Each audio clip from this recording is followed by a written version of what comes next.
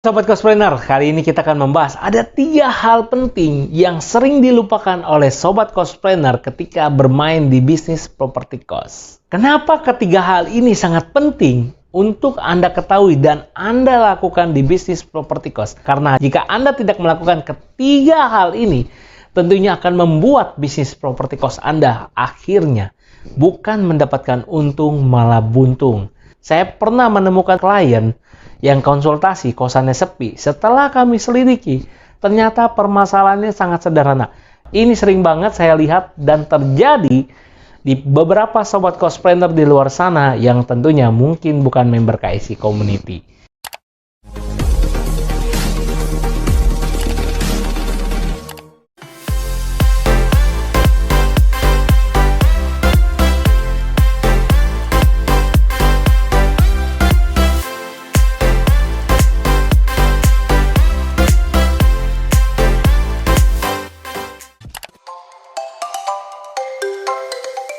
Halo Sobat Cospreneur, kembali lagi bersama saya Iwan Kendrianto di channel You Business Cost. Buat Anda yang belum subscribe channel ini, jangan lupa untuk subscribe langsung dengan klik tombol subscribe di bawah ini dan klik tombol lonceng agar Anda mendapatkan notifikasi video setiap minggunya. Sobat Cospreneur, kali ini kita akan membahas ada 3 hal penting yang sering dilupakan oleh Sobat Cospreneur ketika bermain di bisnis properti kos. Kenapa ketiga hal ini sangat penting untuk Anda ketahui dan Anda lakukan di bisnis properti kos? Karena jika Anda tidak melakukan ketiga hal ini, tentunya akan membuat bisnis properti kos Anda akhirnya bukan mendapatkan untung malah buntung. Saya akan menjelaskan nanti ketiga hal tersebut seperti apa sehingga Anda mendapatkan gambaran dan mengetahui kenapa kok bisa akhirnya buntung properti kosnya. Nah, yang pertama adalah Anda sebagai pemilik ataupun pengelola di bisnis properti kos harus melakukan yang namanya fast response atau biasa menjawab ataupun mengatasi keluhan-keluhan para penghuni kos Anda dengan cepat dan tentunya tepat. Banyak sekali para pemilik properti kos yang cuek mengenai hal ini. Akhirnya para penghuni kosnya berpindahan semua dan akhirnya kosannya sepi. Contohnya, misalkan ada komplain yang paling sering terjadi di bisnis properti kos adalah Wi-Fi internet mati. Nah, Wi-Fi internet mati ini adalah merupakan salah satu permasalahan yang pasti akan Anda alami Sobat Cospreneur ketika Anda bermain di bisnis properti kos.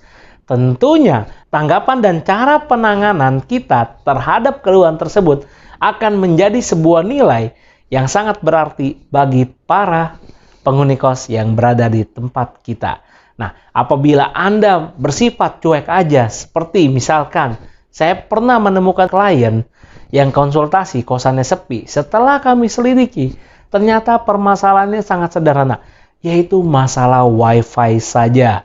Kenapa? Karena dia bersifat cuek. Ketika ada yang komplain Wi-Fi internetnya mati, dia hanya berkata, "Oh, mati, ya sudah, ditunggu saja."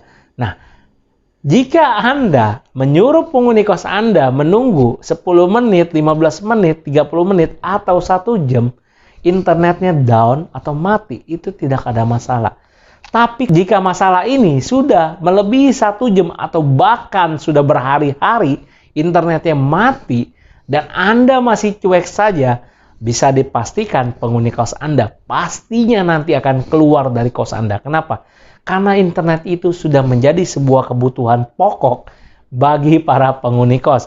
Apalagi saat COVID seperti ini, banyak sekali orang yang bekerja dari rumah maupun dari kosan Anda tentunya.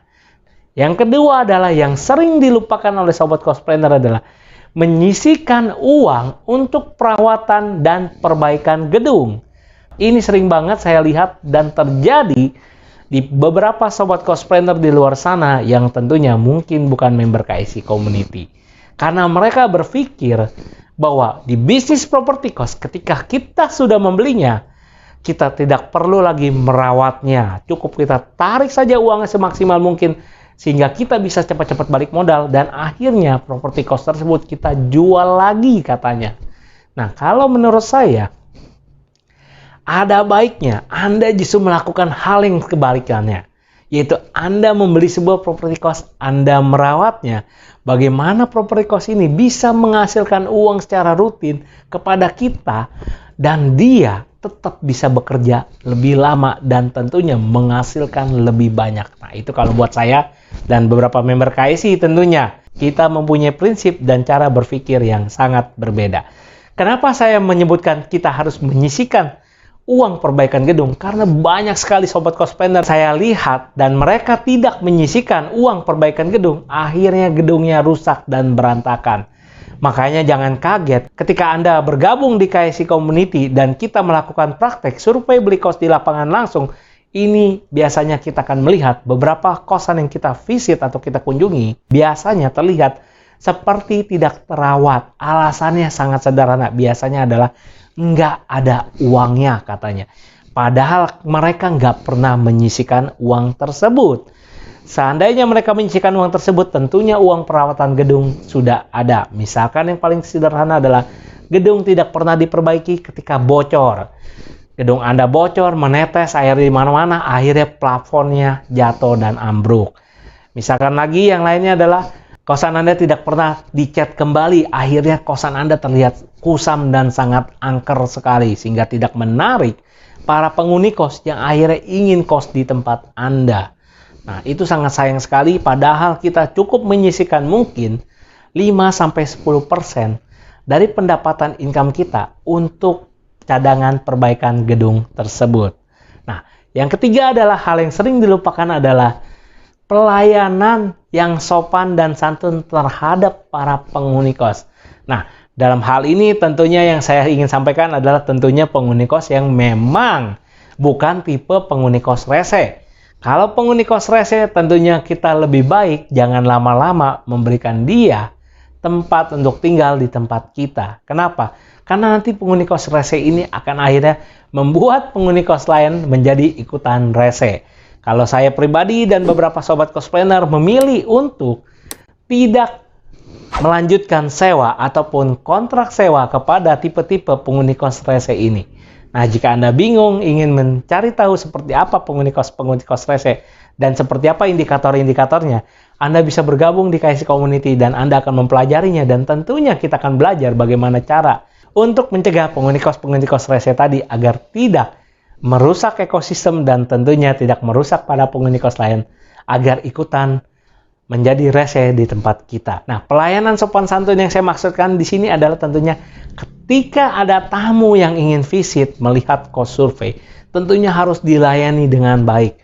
Jangan sampai Anda melayaninya seperti tidak minat, terutama biasanya ini terjadi di penjaga kos ataupun pengelola kos kita. Ketika ada orang yang datang visit ke kosan kita, dia bukannya menyapa, malah bertanya yang dengan kasar. Misalkan contohnya, ada perlu apa Bapak Ibu ke sini? Nah, tentunya kita harus yang menanyakan lebih baik seperti ada yang bisa kami bantu? Nah, apakah Anda ingin survei kos atau Anda ingin kos? Kalau dia misalkan berkata, saya ingin mencari kos-kosan. Nah, yang kita lakukan adalah menunjukkan kamar kos yang ingin dijual dan tentunya pastikan kamar kos Anda sudah terdisplay dengan baik dan tentunya Anda juga harus memastikan kamar kos yang ingin dijadikan show unit sudah terdisplay dengan baik dan tepat.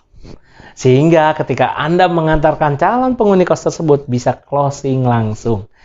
Dan selain itu tentunya penjaga maupun pengelola kos Anda harus melakukan yang namanya menyapa para penghuni kos ketika bertemu dengan mereka, baik menanyakan kabar maupun menanyakan keluhan-keluhan. Dan tentunya ketika mendapatkan komplain, jangan langsung juga melakukan respon yang sangat tidak baik dan kita akan mencoba untuk melakukan dengan jawaban yang lebih sopan. Sehingga dengan pelayanan yang sopan dan kosakata yang nyaman membuat para penghuni kos Anda menjadi menarik dan tentunya menjadi betah di situ. Saya juga pernah mengalami beberapa klien yang memiliki penjaga dan pengelola kos yang sangat bermasalah dengan sikapnya, akhirnya membuat para penghuni kos tersebut tidak betah dan keluar semua penghuni kosnya. Ketika kita sudah take over dan kita mengganti beberapa sistem dan tentunya cara menjawab keluhan-keluhan pelanggan tadi sehingga kosannya dapat terisi penuh dan tentunya semua penghuni kosnya senang dan selalu memperpanjang sewa kosnya. Ketiga hal tersebut jangan sampai Anda lupakan sebagai Sobat Cospreneur untuk melakukannya. Saya Iwan Kendrianto, sampai jumpa di video berikutnya. See you!